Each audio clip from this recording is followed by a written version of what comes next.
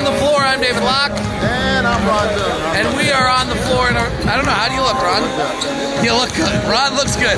You know what, Ron? We had this terrible thing going on the internet where somehow people started posting pictures of me that were like, well, I egged it on. So someone posted a picture of me of something, and it was like a picture of me like 10 years ago. So I said as a joke, anyone who finds a picture of me from over 10 years ago, I'll retweet it and make people think I look like that. I'm all up for that. People found my college pictures. Oh, really? They found me in my baseball uniform from Occidental. All sorts of crazy pictures are out there. Did they have one with that military haircut you used to have? That's better than the haircut I have right now. All right, we're on the floor here in Orlando. It is a parquet floor. Here's the arena. It is mammoth. This is a big, there's the ozone. This is a big, this arena is so big that it doesn't fit in the screen.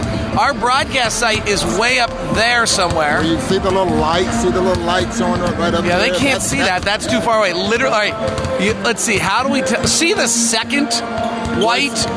See the second white screen that says Orlando Magic? We're right below that. We're I love Matt Harbring complaining today about something. I was like, you have to take the elevator to get up. Yeah, we have 4 floors. Hey, it's our friend Joe. Going to be like 16 followers today. How many's on there? How many are on right now? Yeah. 172. It's me. They're tuning in to see me. I made up that number. I have no idea how many people are here. Next time I'm going to tell them there's 1,000. Then it's going to be 10,000. We're all here to see Joe. Everybody who's listening or watching this, send Joe an @JoeIngles7 and ask him why his number's wrong on his Twitter account. It is wrong? Well, he's not number 7 for us, is he? Oh, yeah. No, he's not. But, that is Australian number? Yes. So I actually have a little trick. I have a NBA thing I have to have a password for. And whenever any of our players are slumping, I make them my password. And, oh, really? Yeah, so Conley 10 didn't work. But Ingles 7 has worked great. So now I need to probably do Boyan 44 as my next password. Hopefully you won't know what account I'm talking about and nobody will hack me. That wasn't really the most secure thing right there, was it? The bank account. Yeah, that's right. It was only my ATM card. Why is Nikola Vukovic just standing over there talking to someone looking like he's not really engaged in this? It's interesting. Orlando lost Jonathan Isaac, which is such a bummer because he's one of the great young players in this league. And we watched him against Chicago. He was great in that game. Very talented player. He's long. His game has really, really improved. And I said last time we met this team that I had read an article where Tracy McGrady had worked with him for momentarily and had a long talk with him about the NBA. And they're very pleased with the way he's developed around here. And he was definitely going to be an all-star. Can I ask you a question? See that guy sitting over there with Alex Jensen? And obviously there's still time to go here. Yeah. But one of the real reasons the Jazz moved on from Jeff Green was because they thought George Niang could play that position. And they thought it was, with Jeff's legacy as a player, it was disrespectful for Jeff to suddenly be a CD-DNP. So rather than make Jeff a CD-DNP, they decided to move on from him and open it up to George Niang. How did they know? Because I love George. He's my favorite guy. But, him being one of my favorite guys doesn't mean I thought, how did they know he could play this position and survive? Because prior to that, he was not surviving. When he was playing with that bench unit, he was getting beat up as much as anyone else. So, Ron, how do they know these things? We're broadcasters. It's their job to know those things. It's incredible. It's their job to figure out the strength of individual players, and that they see something in George. Now, do they figure that with more minutes, he's a much better basketball player?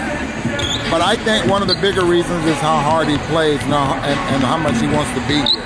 And I think they saw him moving from the 3 to the 4 as a big part of it. Right. And other than and adding to that is that his 3-point shooting is great, especially from that left corner over there. That's a corner that most people have a problem with on our team.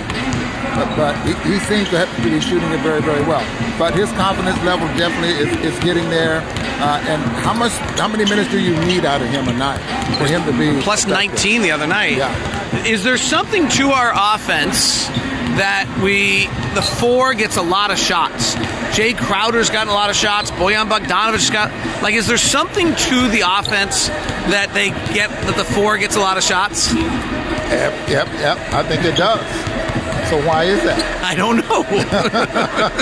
That's what you're supposed to tell me. But it is, and surprisingly it is, because Rudy's not one that's going to beat you or take shots anywhere closer than the rim.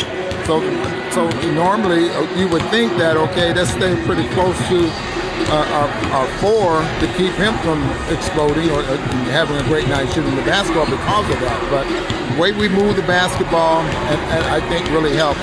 And just George gets the shot off pretty quick too. And when his feet are set, it goes in. Yeah. If he's on the run, I feel like it's not as great a shot. But the move from Jeff Green at 30% to 41 or 42 is a big deal if you're going to get that many shots out of that position. So there's certainly something to that. And I think one of the, again, repeating myself here, but he plays hard. He wants to be here, and that may not have been the case elsewhere.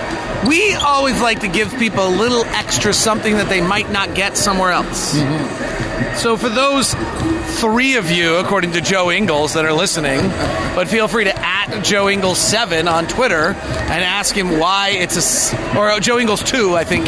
He's Joe Ingles 7 on Twitter, I think is his handle.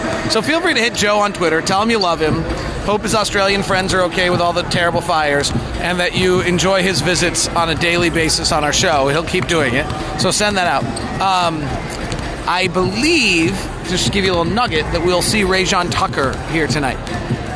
You believe that? I do. I believe that they'll try to extend the rotation out a little bit to get him some time tonight. And I agree with that, especially when you can, is trying to give him some minutes. You need to know if he's an NBA player. I mean, and the only way you're going to do that is give him some time on the floor.